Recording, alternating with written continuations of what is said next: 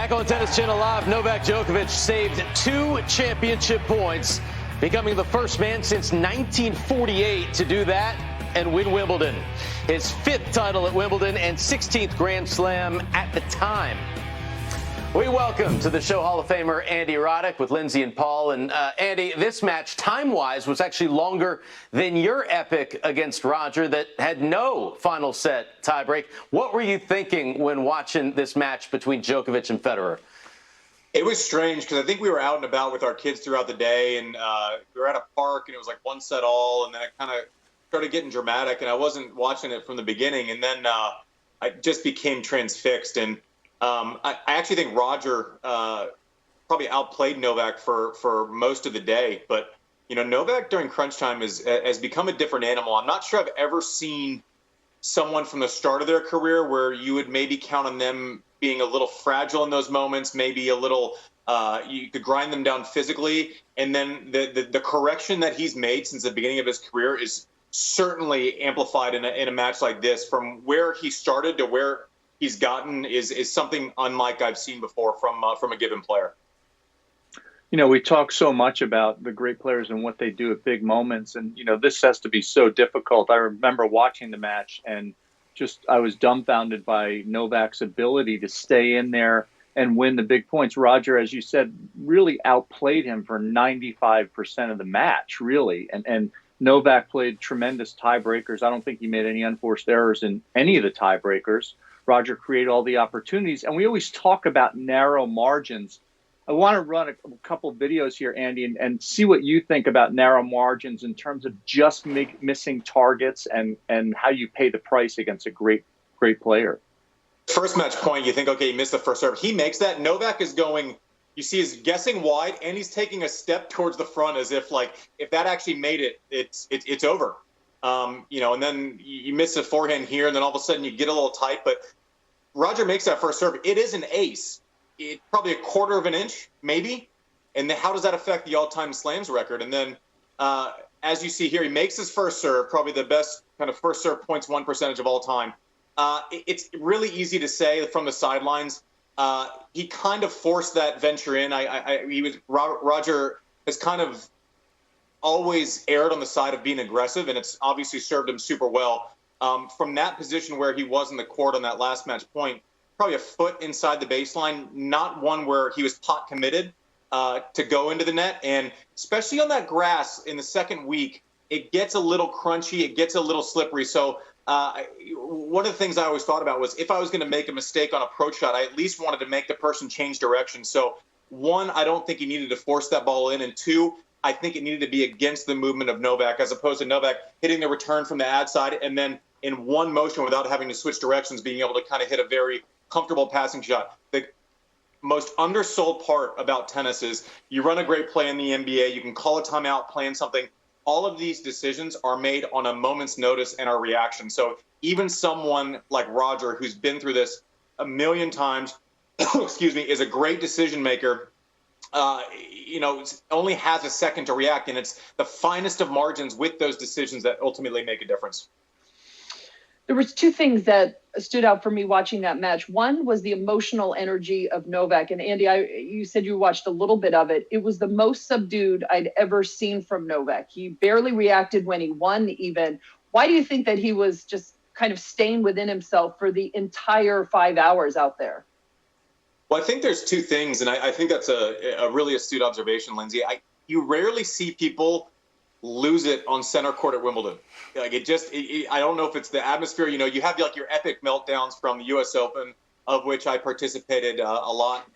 You know, you see kind of those crazy moments. You don't see someone take out a chunk of grass on center court, or you know, Johnny Mack aside, go absolutely nuts at Wimbledon.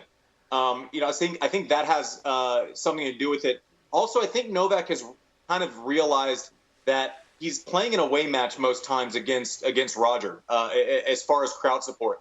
And the more he kind of gives, the more the crowd will turn against him more often than not. So I think it's really smart of him to kind of realize that him kind of blowing up or him becoming emotional will have negative effects past just that momentary temper tantrum or kind of loss of control emotionally.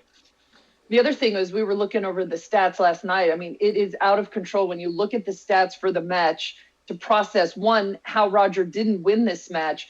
And then two, if we look at the very bottom line there, that is outrageous. In a 5-set match, 3 tie breaks were played. Novak didn't miss a ball. How is that possible? Yeah, so I don't know. I probably would have said it was impossible before seeing this. I didn't know that stat before you had mentioned it before we came on air. You think over the course of 3 tie breaks, probably the biggest match of any given year is arguably a Wimbledon final against the person who is certainly at that moment considered the best of all time at his favorite tournament where he's won the most. I mean, and then you throw a big zero burger as far as unforced errors over the course of 3 tiebreakers. It's unbelievable, but that tells the story why Roger can play better for 4 hours and 45 minutes of a 4:57 match, and Novak plays better for those 12 minutes. Listen, tiebreakers, they tell a story at the end of the day.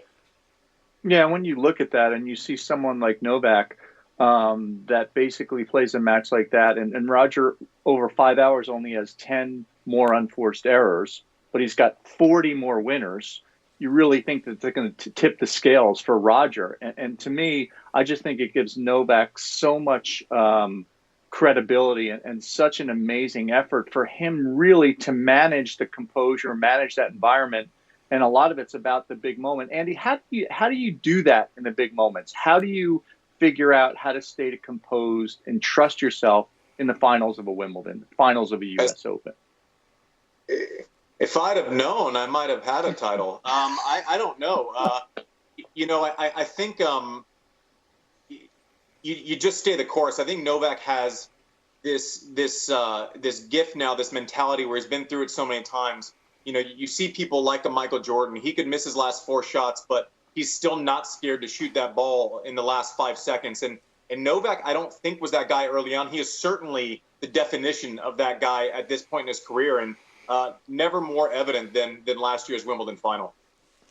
It's amazing when you see players come through and do shots at big moments, come up and have creative shots. And you and I are kind of on the same page about being creative. And one of the things we love to do on Tennis Channel is to show people how to be creative and invent new shots. And we had a little clip before this that you and I kind of really liked. I wanted your personal opinion on the fake overhead play. So I need to say I don't know who this wonderful teaching professional is.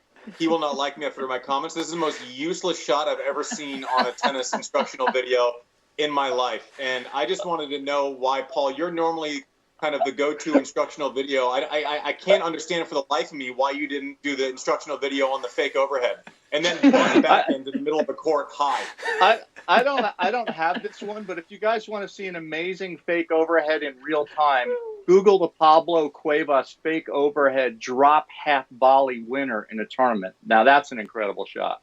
And that was a tweener, Paul. Yeah, exactly. So Andy, you've never used this, the fake overhead?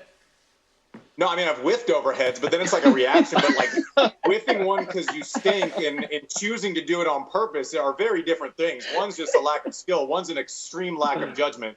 I could live without playing well. Making bad decisions like that was something that would cause me a lot of stress. What's the best trick shot you ever executed in a match?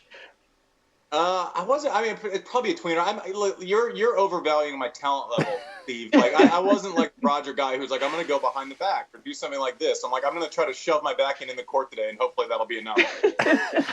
Oh, but you had to serve like you. You didn't need to have any tricks. Just bring that bread and butter. All right, Andy, stick around. We will have much more with Andy Roddick when we come back here.